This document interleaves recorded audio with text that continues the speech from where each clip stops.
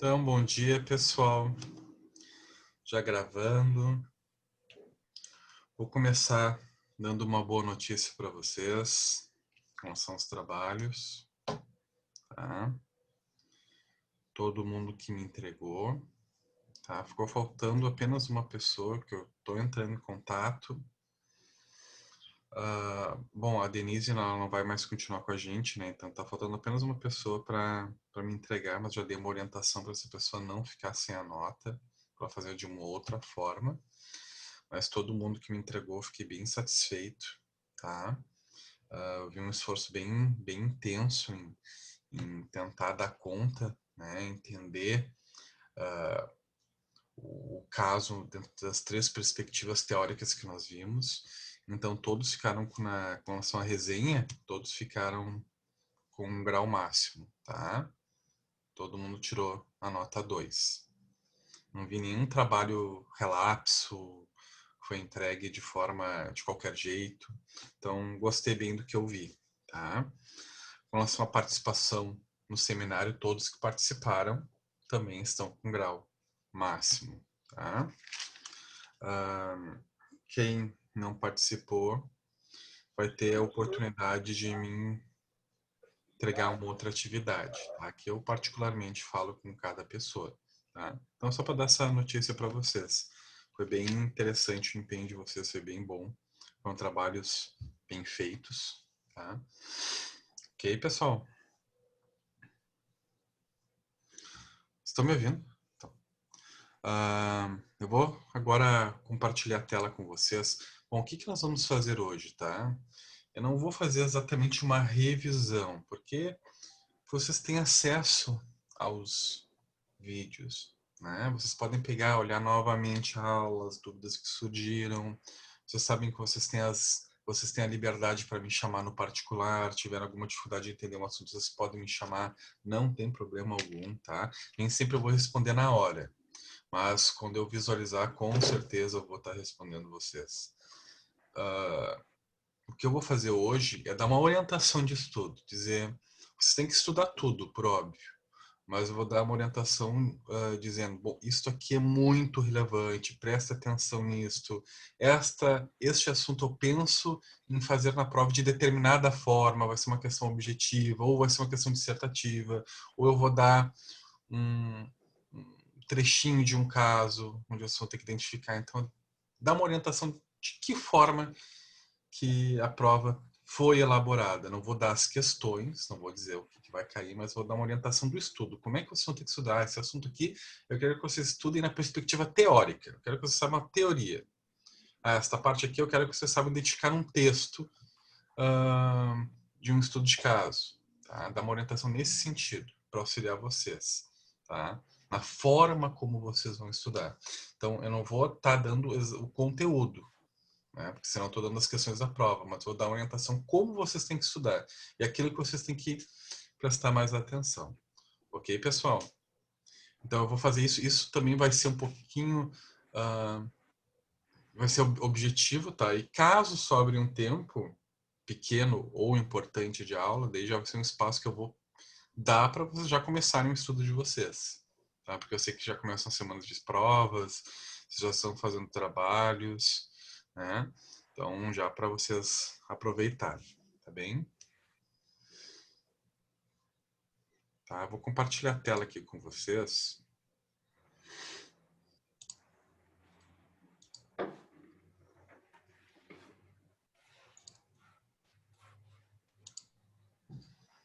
Tá? A nossa aula sobre behaviorismo, ok? Então, aqui tem uma parte importante do conteúdo da prova, tá? Importante. Muito importante vocês saberem quem foi esta pessoa aqui. O Wundt, tá? Aquele foi o primeiro laboratório de psicologia experimental, foi criado por ele, que ele foi um dos precursores, né, da psicologia. Com relação ao estruturalismo e ao funcionalismo, não precisa exatamente decorar quem foram as pessoas, os principais precursores. Mas eu quero saber qual foi a diferença desses movimentos, no que eles contribuíram ou no que eles não contribuíram para o surgimento do behaviorismo. Quais são as concordâncias e as discordâncias desses movimentos? O que eles tiveram de similares e aquilo que o behaviorismo se opôs. Então é importante vocês saberem desta forma. Tá? Eu vou colocar o movimento do estruturalismo e do funcionalismo numa perspectiva de diferenciação do behaviorismo. Eu quero saber que vocês sabem diferenciar. Se eu colocar uma premissa, referindo o estruturalismo se assemelha ao behaviorismo por tal e tal motivo. É falso ou verdadeiro? Vocês vão ter que saber. Tá? Então vocês vão ter que estar apropriados das diferenças do estruturalismo e funcionalismo e das semelhanças.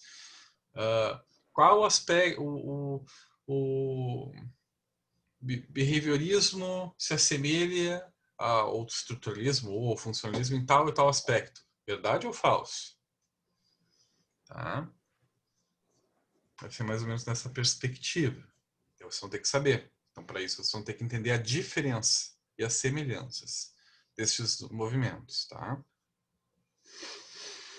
Ok?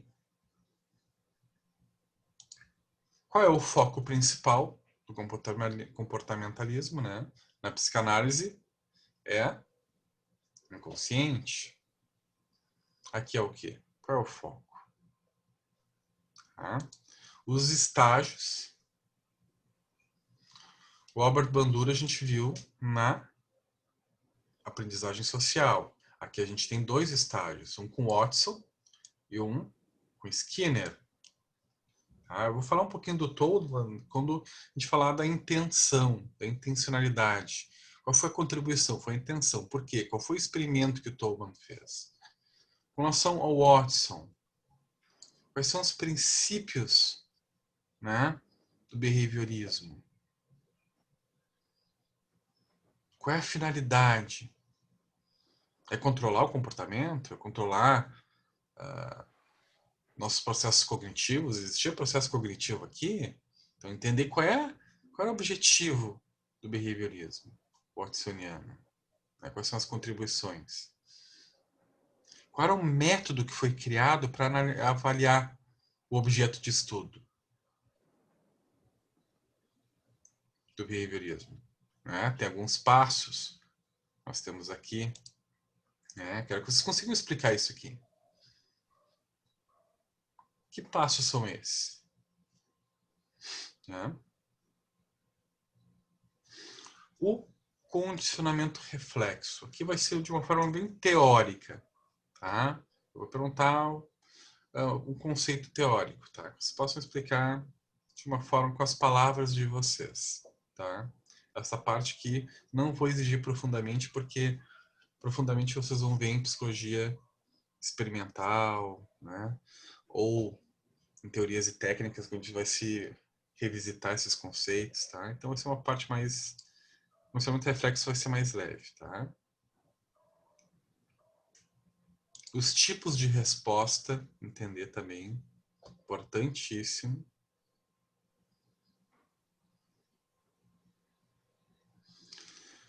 Com relação ao neocomportamentalismo. Aqui, possivelmente, eu vou dar alguns exemplos.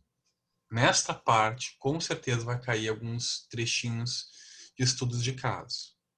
E vocês vão ter que me dizer se o fenômeno que apareceu é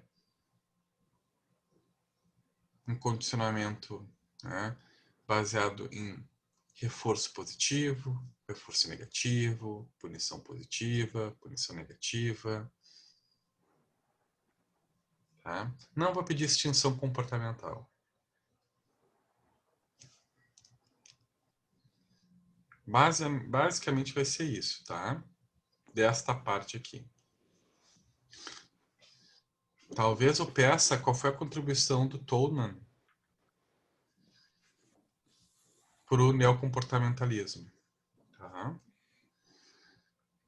Okay, mas o principal aqui vão ser os estudos de casos, trechinhos, vão ser trechos pequenos. Que fenômeno que se observa aqui? Que fenômeno que se observa neste outro? Então, saber bem a diferença entre reforço e punição. Sempre que for reforço, assim, isso é muito importante ficar na cabeça de vocês. Reforço é algo para... É quando eu quero que um comportamento se repita. A pessoa está fazendo... Eu quero que, através deste reforço, o comportamento desta pessoa volte a acontecer. É um comportamento desejável que eu quero que volte a ocorrer. Por isso, eu dou esse reforço. O reforço é um estímulo que tem esta finalidade. A finalidade do reforço é aumentar a probabilidade de um comportamento desejável ocorrer novamente. A punição é o contrário, exatamente o contrário. A punição é quando eu dou um estímulo para diminuir a probabilidade de um comportamento indesejável ocorrer. A finalidade, então, claro que para um e para outro a gente pode dar ou tirar um estímulo, né? Depois a gente vai ver a diferença entre positivo e negativo de cada um.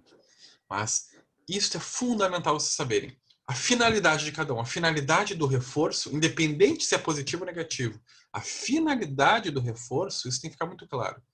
Primeiro não pense em positivo e negativo de cada um. Pense na finalidade do reforço e a finalidade da punição. A finalidade do reforço, repetindo, é aumentar a probabilidade de algo bom, um comportamento desejável pelo estimulante voltar a ocorrer. E na punição é diminuir a probabilidade de um comportamento não desejável ocorrer. E daí no reforço, que é o aumento da probabilidade, né, que a gente deseja, né, que um comportamento desejável ocorra, a gente quer que aumente essa probabilidade, a gente pode fazer isso de duas formas. Ou acrescentando um estímulo positivo para a pessoa, de recompensa, né? Acrescentando um estímulo, que daí quando a gente fala acrescentar, é mais, é positivo. Eu estou acrescentando algo para auxiliar a um comportamento desejável ocorrer, porque é reforço. E quando é reforço negativo, e daí não pode confundir com punição. Às vezes as pessoas, quando vão explicar o reforço negativo, estão falando de punição. E não é. Reforço negativo ainda se tem, é reforço. O objetivo é aumentar a probabilidade de um comportamento desejável ocorrer. E se faz isso retirando algo que atrapalha o sujeito, que atrapalha ele na execução do comportamento desejável. Eu sempre dou aqueles exemplos, né? No positivo, tu dá lá flores para a pessoa que tu ama, dá uma orquídea, né? Ou dá um hamster, para saber que a pessoa gosta. Né? Então, assim, tu dá algo, tu acrescenta um estímulo para a pessoa continuar contigo, porque o estímulo desejável, o comportamento desejável, perdão, é esta pessoa permanecer namorando contigo, casada contigo. Reforço negativo, um exemplo que eu dou agora para vocês, que por óbvio não são os exemplos que vão cair na prova, mas é para ajudar vocês a entenderem, é a pessoa tá correndo e tá com uma pedra no sapato. Aí tu fala, não, só para quem para um pouquinho de correr. Aqui, tu vai lá, tira o sapato da pessoa e tira a pedra. Tu retirou um estímulo que atrapalhava. Para quê? Para que o comportamento desejável que essa pessoa continuar correndo contigo ocorresse. Então, tu retirou algo que atrapalhava para ele continuar caminhando, correndo, que é o estímulo desejável, é o comportamento desejável. Tá? Então sempre é manter um comportamento desejável. No primeiro era a pessoa continuar namorando com vocês, né? E no segundo era a pessoa continuar correndo com vocês. Os dois eram comportamentos desejáveis, né? Mas no primeiro exemplo se acrescentou um estímulo e no segundo exemplo se retirou um estímulo.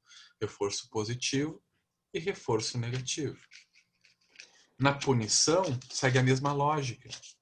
A intenção é diminuir, segue a mesma lógica, mas num sentido oposto. O objetivo, a finalidade da punição é diminuir que um comportamento indesejável ocorra. Então, é um comportamento que vocês olhem e não querem que se repita. E como é que se faz isso? Acrescentando estímulos desprazerosos, daí, né? punitivos, porque é punição, ou retirando algo que a pessoa gosta. Porque a intenção, né, também é sempre punir para um comportamento não desejável, né, voltar a ocorrer.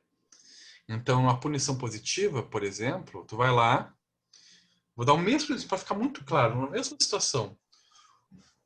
Digamos que o filho de vocês está jogando videogame de madrugada e é hora de dormir. Digamos que vocês têm esse conceito dentro da casa de vocês. Aí tu vai lá, olha pro teu filho e diz, então tá, vem aqui. Ele senta no teu colo, tu vira ele de costas, ria as calças, pega a chinela e começa a bater na bunda. Começa a chinelada na bunda da criança. Isso é uma punição positiva, porque foi acrescentado um estímulo desprazeroso. A chinelada na bunda.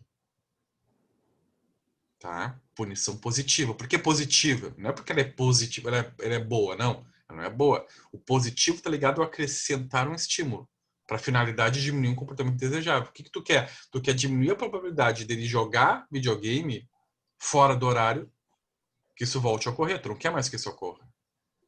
Né? Então tu acrescentou um estímulo, que é a chinelada na bunda, para punir. Ao passo que punição negativa é quando tu retira algo, mas ainda com a finalidade de punir, para diminuir a probabilidade de um comportamento indesejável voltar a ocorrer. Então, nesse mesmo exemplo, o que tu faria? Então tá, tu tá jogando fora de hora, então tá. Só com licença. Vai lá, pega o videogame, enrola, coloca lá no armário, com um cadeado, tranca, tá? Agora tu vai ficar 2 semanas sem. O que é isso? Punição negativa. Porque tu retirou algo que era prazeroso para o sujeito com a intenção de punir. Tu retirou o videogame. Então, punição positiva, acrescentou a chinelada na bunda. Punição negativa, retirou o videogame. Os dois com a mesma intenção. Dois comportamentos, dois estímulos foram feitos com a mesma intenção, para diminuir o comportamento dele indesejável de jogar videogame no horário que ele deveria estar dormindo. Tá? Aqui eu estou dando um enfoque muito importante, porque eu senti que na atividade ocorreram algumas confusões, assim, né? Vocês, em alguns momentos, se confundiram, e é normal. Porque a gente escuta muito a palavra positivo, daí a punição positiva, daí ou reforço negativo, daí quando se fala em reforço negativo, se pensa em algo ruim. Não, não é. Reforço sempre vai ser uma coisa boa.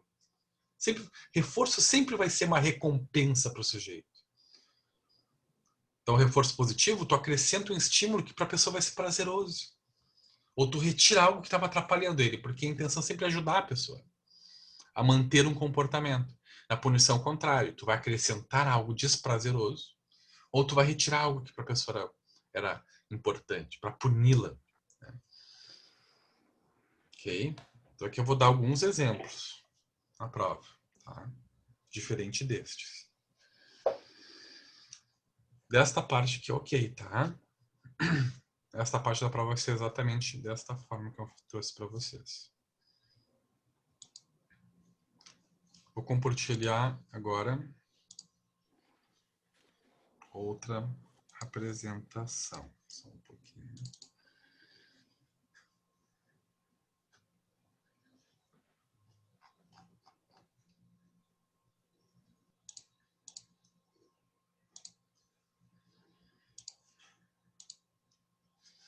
Estão enxergando? Sim. Então, a abordagem cognitivo está errado, não é cognitivo, é cognitivo comportamental. Mas tudo bem, não é nada demais. O que eu quero daqui? Tá? O que é importante? Reforçando, você tem que estudar tudo. O texto, tá? O texto referente a esse capítulo, tudo, tá? Eu estou só dando uma orientação daquilo que é o principal, tá? Digamos assim que aqui, tudo que eu estou falando para vocês tem 94, 95% da prova. Tem mais 5% que é o resto da leitura. Então, quem quer tirar 10... Não, 90%. Quem quer tirar 10 tem que ler tudo. Tá?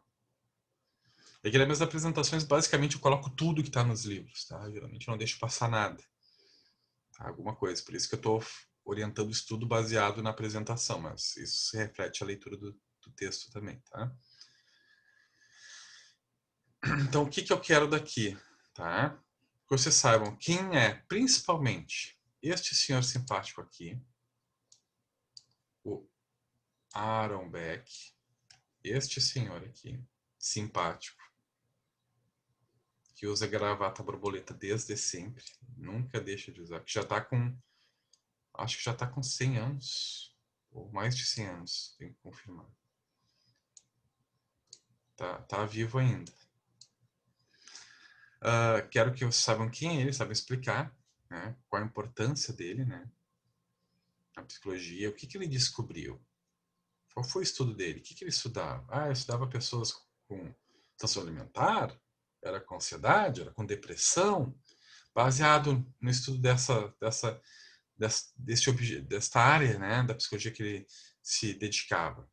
Que tipo de fenômenos ele descobriu? Né, olha aqui, quais são os fenômenos, né, que ele observou. E a partir disso ele criou que teoria?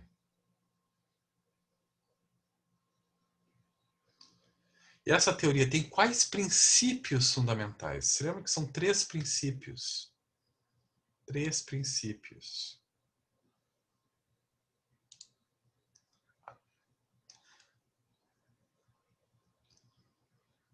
Tá? São 3 princípios.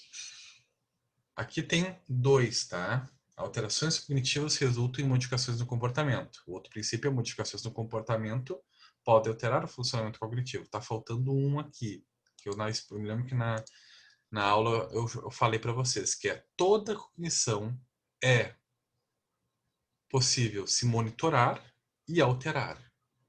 Tá? Mais esses 2 aqui. Tá? Então, além desses 2, toda a cognição. Essa é a parte que eu possivelmente vai ter na próxima. Tem que saber explicar isso. Tá? E eu vou pedir talvez uma parte reflexiva de vocês. Tá, mas por que vocês acham que é possível se monitorar uma cognição? Por que isso é possível fazer? O que vocês pensam a respeito? Talvez aqui eu peça algo reflexivo, que vai ser muito próprio de cada um de vocês. Tá? A abordagem cognitiva, quais são as características dela? Tá? E talvez aqui eu peça um pouco, eu também peço a opinião de vocês. O que vocês acham disso? Ou o que vocês acham da relação à estrutura? Vocês acham que funciona? Por quê?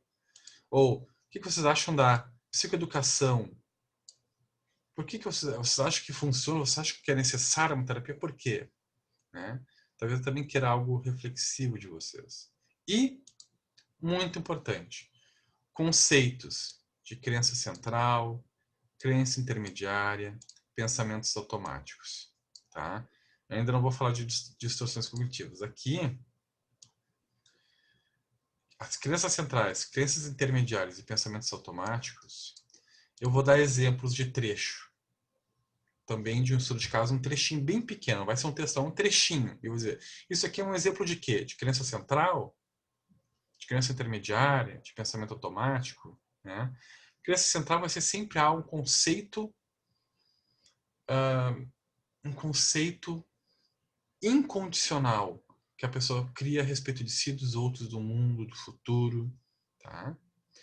Crença intermediária é geralmente uma regra de vida que permite que as crenças centrais se estabeleçam, se reforcem na interação do sujeito com o ambiente.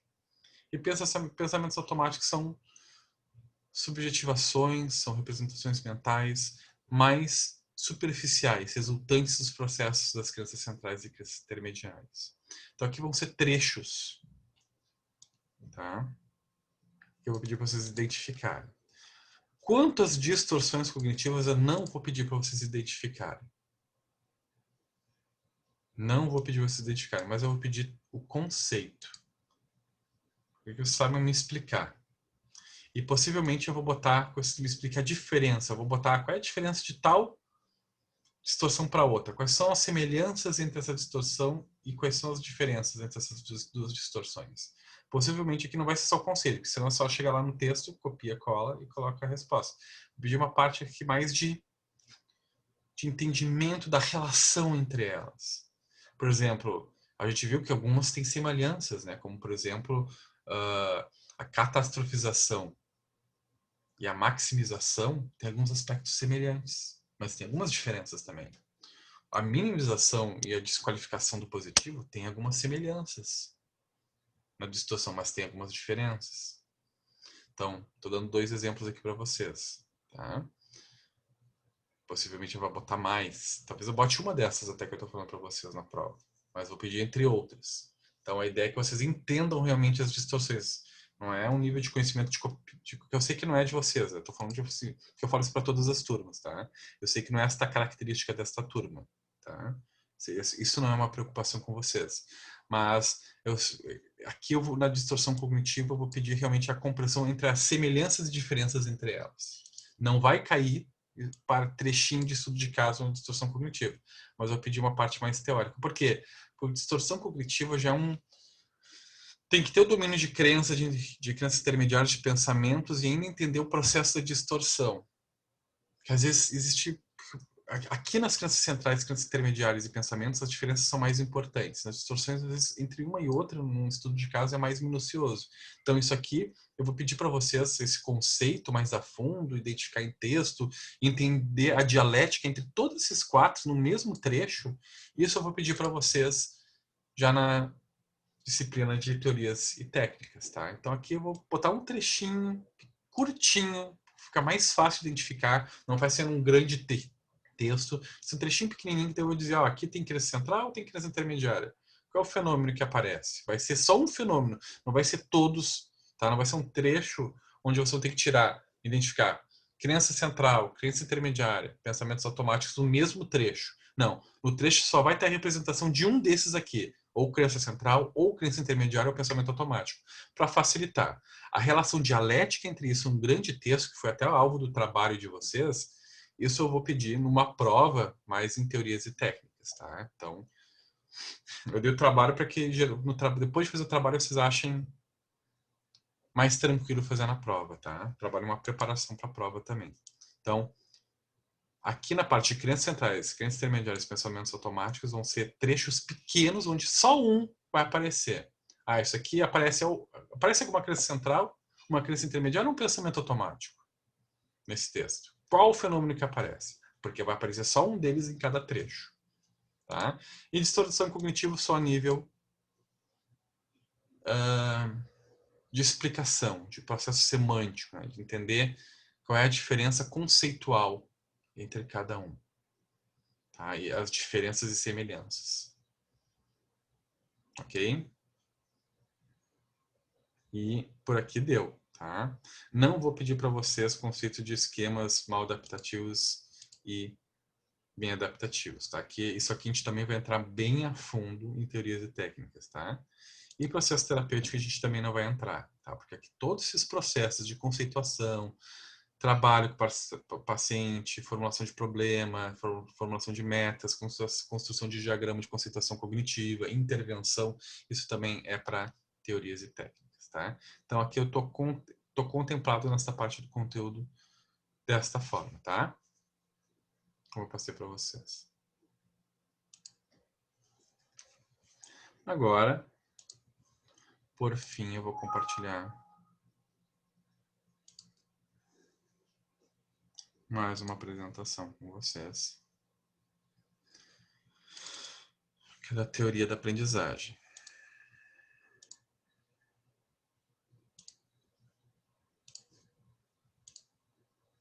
Estão enxergando? Ok. O que eu quero daqui? Tá? Muito importante. Saber um pouquinho da onde que veio, quem foi o principal precursor, né? Quais foram as influências, tá? Na origem desse estudo. Qual é a diferença? O que a teoria da aprendizagem social trouxe de novo na relação com o behaviorismo? Por que a teoria da aprendizagem social ela é o início da ligação, da evolução, eu diria, da abordagem comportamental para depois se desenvolver-se, né? Evoluir-se, para se transformar na abordagem cognitivo-comportamental. Por que que aqui já se tem um pezinho, né? Começa a se admitir alguns processos mentalistas? Por quê? Para isso tem que ler todo o texto. Tá? O processo de imitação ou modelagem. O que que é isso? Tá? E quais são as fases do processo por observação que tem aqui? Né? Que etapas são essas? Tá?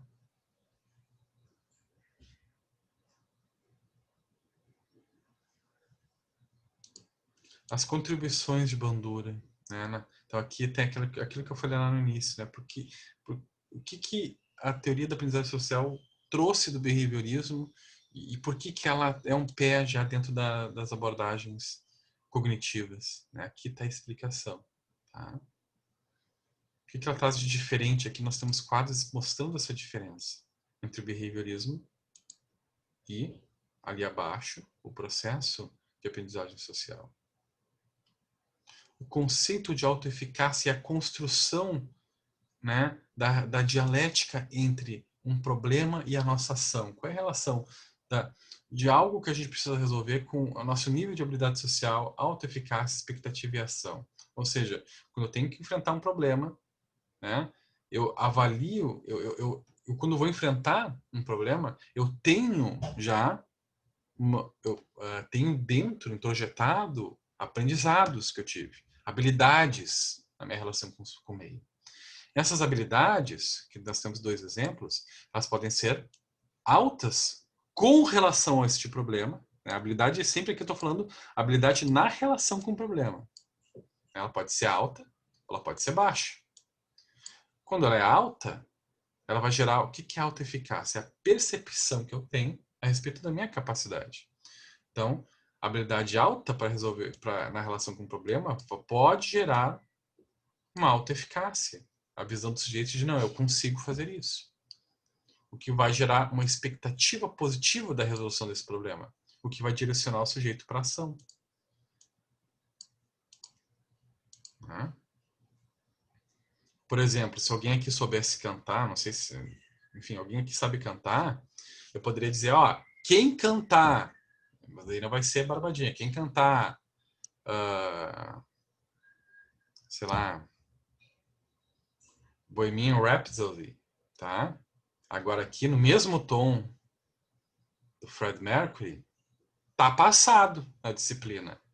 Quem tem essa habilidade vai pensar, eu tenho um problema que ele deu, que é cantar a música dificílima do Queen, né? Eu tenho essa habilidade, eu tenho. Então eu me sinto capaz de fazer essa atividade. Minha expectativa é maravilhosamente positiva. Então o que eu vou fazer? Com licença, professor, eu vou cantar, porque eu quero passar na disciplina.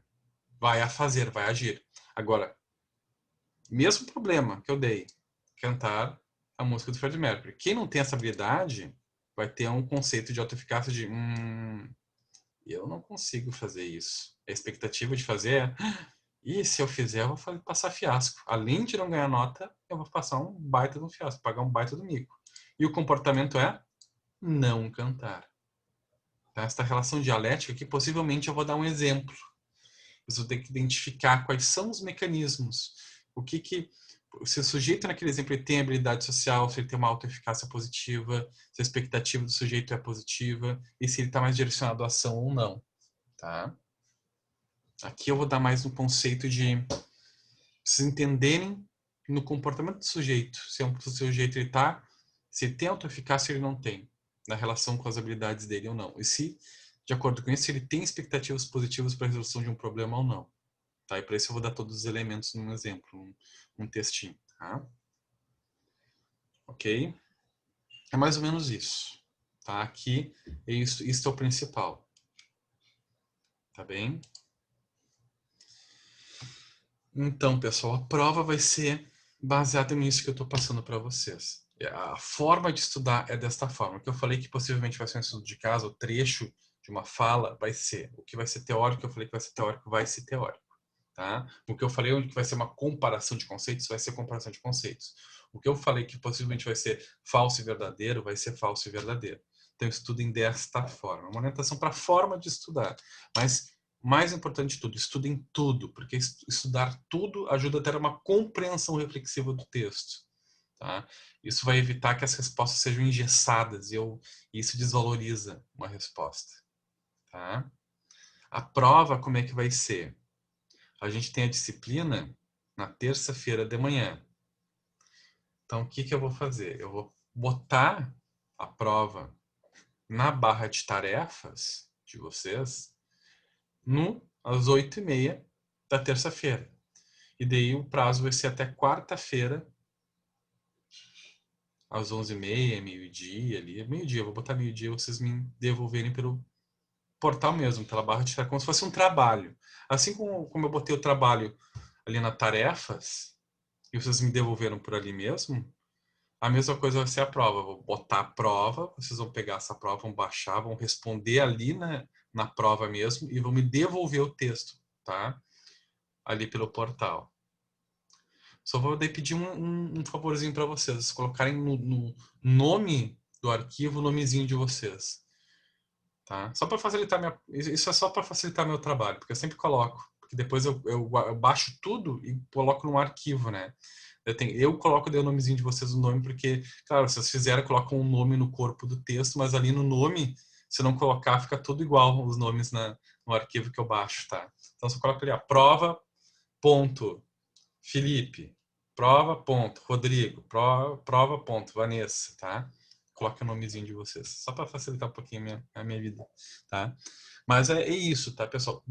Comecem a estudar, dúvidas podem me chamar no particular, tá? Não tem problema. Já fico, inclusive, à disposição. Se quiserem me chamar ali no particular, pode chamar, tá?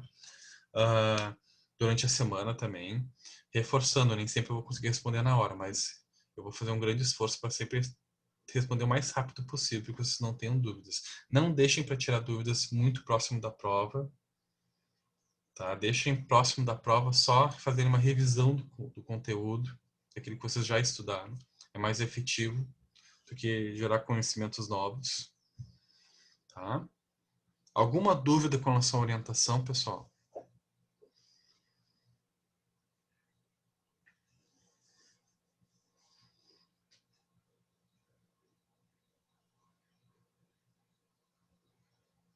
Então, Pergunta dissertativa, prof. Qual será a proporção? vai ser a maioria. Vai ser a maioria. Grande Tu maioria. vai, tu vai deixar tu vai mandar em Word a prova, que a gente possa responder direto ali. Vou mandar em Word, tá? Editável. Tá? Se não entender a pergunta, pode refazer a pergunta também, não? Se não entender a pergunta, pode me perguntar. Né? Não, se não entender a pergunta, pode, assim, se for algo que tu não entendeu o sentido que eu estou falando, assim, algo em relação à descrição, né? Agora, professor, se for de interpretação, não, da interpretação Não, claro, claro. faz parte da prova. Agora, não entendi o que tu quis dizer com essa palavra, eu não sei qual o sentido dessa palavra, né? Ou eu não conheço essa palavra, né? Se bem que hoje a gente tem o Google, né? Mas, então, assim, com as provas de distância é facilitado pelo Google. Mas daqui a pouco, assim, mesmo sabendo que palavra é essa, né? Até porque possivelmente a gente não vai ter essa dificuldade porque o nosso vocabulário é igual, né? Mas tu não entendi o sentido que eu botei esta palavra. Se é uma palavra que está querendo, tu está pedindo uma descrição, está pedindo uma parte mais reflexiva, daí sim, daí tu pode me chamar. Agora, a interpretação, ou seja, né, o entendimento do conceito, bom, daí é com vocês. Tá? Mas agora teve dificuldade para entender o significado de uma palavra dentro do contexto do texto, daí pode me chamar. Não estou falando de vocês não conhecerem a palavra, mas não entenderem dentro da forma como eu empreguei ela dentro do texto. Daqui a pouco eu deixei dúbio mesmo. Daí pode me chamar. Tranquilo. Tá? Agora, durante o período da prova, não pode me chamar para tirar dúvidas. Né? Daí por óbvio, daí já é hora de vocês botarem o conhecimento de vocês em prática. Mas até segunda-feira de noite eu estou à disposição para isso. Tá? E me aproveitem mesmo, não precisam ficar receosos, tá? Com prazer eu auxilio. Ok, pessoal?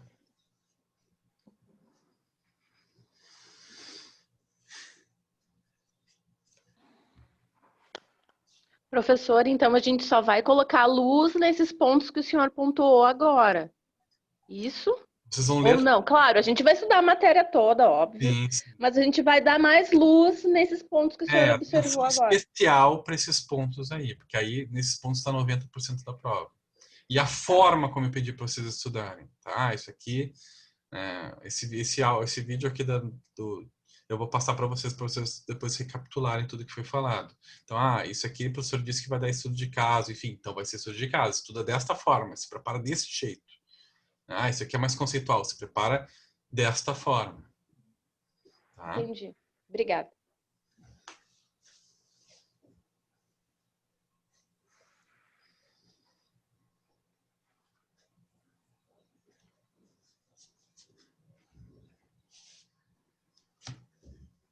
E aí, pessoal?